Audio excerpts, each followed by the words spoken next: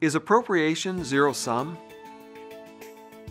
Suppose that a group of settlers move into a new area and they start growing crops and raising animals in fields and pastures that none of them owns. Every settler is free to use any piece of land that he or she wants. But after a while, some of the settlers join together and they put up a fence around one piece of land, and now they control access to it. The other settlers are still free to use the rest of the land outside the fence, but they can no longer gain access to the land inside the fence unless they get the owner's permission. What the owners have done then is change what is available to the other settlers through the process of appropriation. Is that change a good thing or a bad thing? Is it fair or is it unfair? A very common response that people have when they imagine such changes is that they have to be bad things. Before anyone fenced off that piece of land, it was freely available to everyone. But after someone put up the fence, it was lost to everyone else. The amount of wealth and resources was larger before the appropriation, and it's smaller after the appropriation. So it's tempting to view appropriation as zero-sum. One person gains something, but only because someone else loses that thing.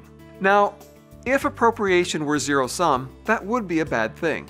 As the philosopher John Locke put it, appropriation can be justified only if the new owner leaves enough resources, and resources that are just as good, for everyone else. The question then is whether appropriation ever satisfies that requirement. But how could it? Appropriation looks like it's zero-sum, and that would make Locke's requirement impossible to satisfy.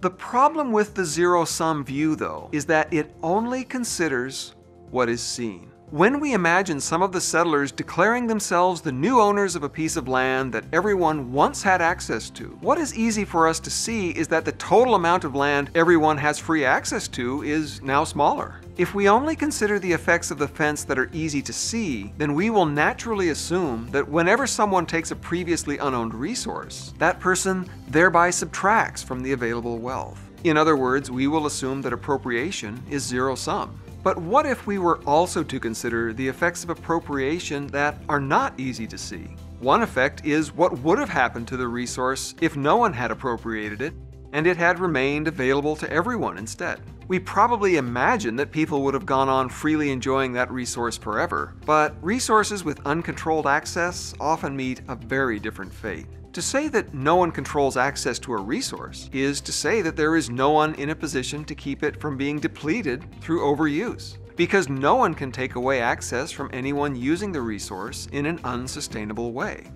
The depletion of resources that everyone would prefer to conserve, but that no one has the power to conserve, is what philosophers, economists, and ecologists call the tragedy of the commons.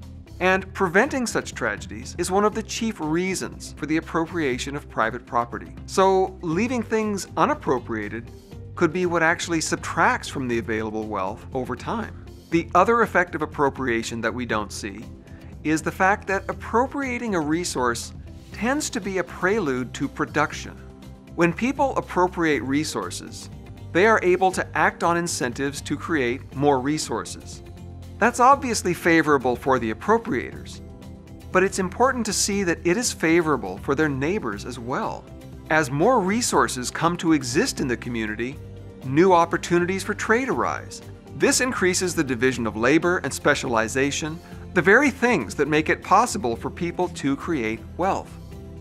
But if people couldn't control those resources by exercising property rights in them, they wouldn't have a reason to create those resources in the first place.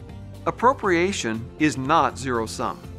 It's positive-sum because it empowers people to protect valuable resources and to be productive and increase the available wealth.